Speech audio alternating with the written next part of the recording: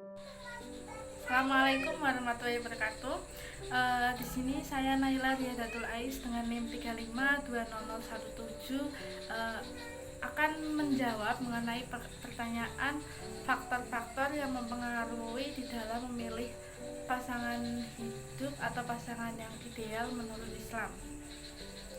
Sebenarnya yang dapat diuraikan yakni hanya terdapat dua faktor saja, yaitu faktor internal dan juga faktor eksternal. Yang pertama yang akan saya bahas yaitu mengenai faktor eksternal. Faktor eksternal di sini berupa dari lingkungan yang berada di sekeliling kita, yang mana dapat diartikan dalam faktor eksternal ini terdapat tiga pembagian. Yang pertama yaitu keretakan rumah tangga oleh kedua orang tua. Nah, sebelum kita memantapkan hati untuk melangkah ke jenjang pernikahan, hendaknya diri kita itu harus bisa mempunyai bekal yang cukup, karena berdasarkan pengalaman itu nantinya akan menjadikan sebuah pelajaran, yang mana jangan sampai kita karena lingkungan di sekitar kita ada yang mengalami keretakan rumah tangga, jangan sampai kita juga merasakan hal tersebut.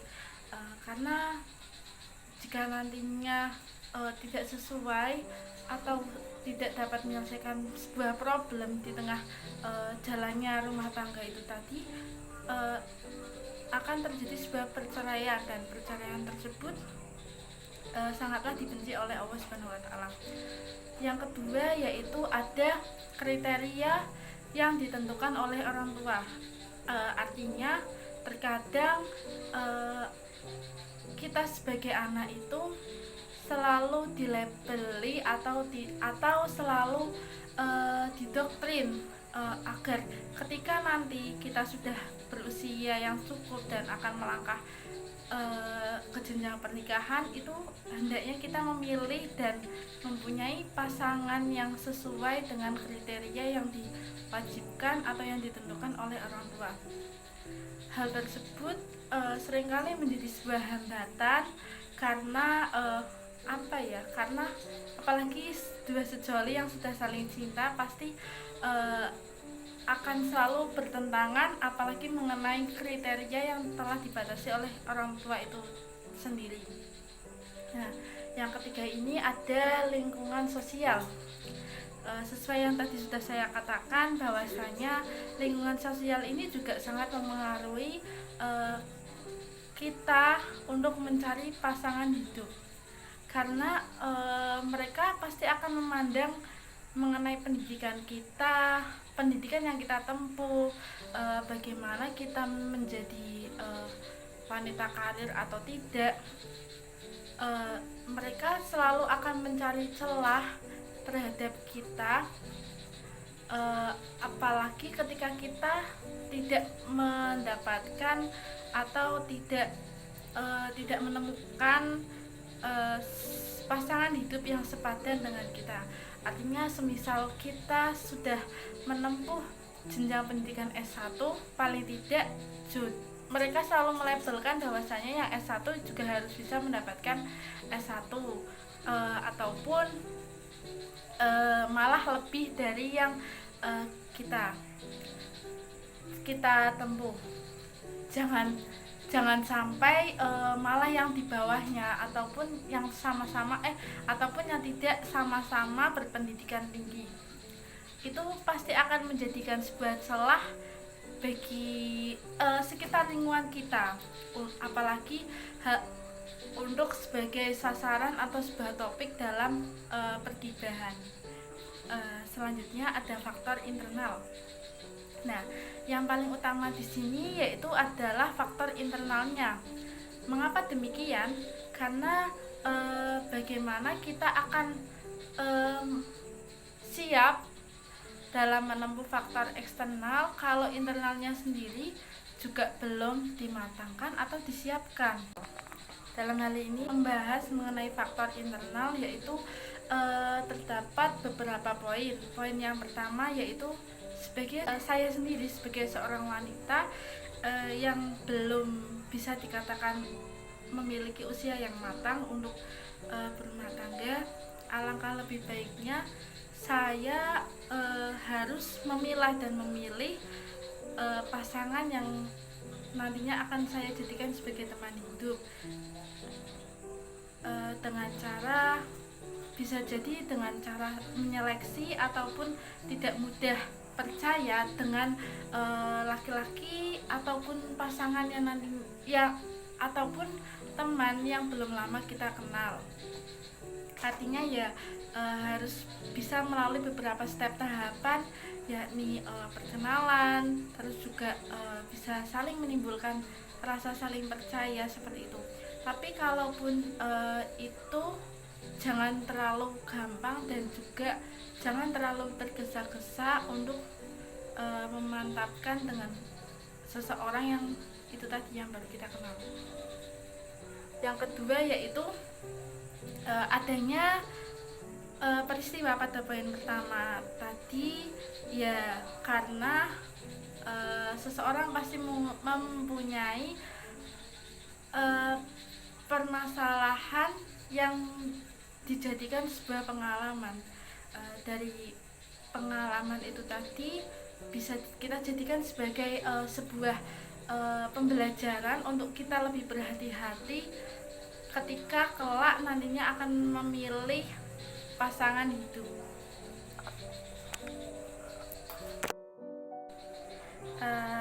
Faktor yang kedua yaitu terdapat faktor internal, dan faktor internal ini seperti yang tadi sudah saya katakan, yaitu berdasarkan dari diri kita sendiri. Saya sebagai seorang perempuan yang mana nantinya akan dipilih ataupun akan nantinya akan menempuh yang namanya kehidupan berumah tangga, saya akan membekali diri saya menjadi pribadi yang lebih baik lagi. Selain pribadi diri yang lebih baik lagi, jika saya mampu dan saya memiliki rezeki yang cukup, saya akan menempuh jenjang pendidikan yang lebih tinggi lagi. Mengapa demikian? Karena ketika nanti saya sudah berumah tangga, orientasinya yaitu tanggung jawab saya sebagai seorang perempuan yang mana nantinya ketika saya akan dipilih dan menemukan pasangan hidup saya akan mempersiapkan diri menjadi lebih baik lagi. Mengapa demikian? Karena dalam hadis riwayat Tankihul Mar lanjutkan mengenai faktor internal yang sangat mempengaruhi bagi diri kita sebelum kita memutuskan untuk memiliki pasangan hidup yang ideal. Sebagai seorang wanita, sebelum saya memikirkan langkah ke depan untuk melakukan hal ibadah sepanjang masa ini, hendaknya saya akan lebih mempersiapkan diri, lebih memantapkan diri dan juga lebih membenahi diri saya sendiri.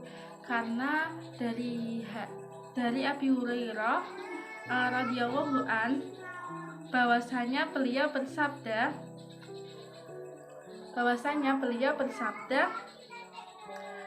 tangkihul mar'ata li arba lima liha wali hasbiha wa jamaliha walidiniha fadohiro bidatit dini sarisul yadik.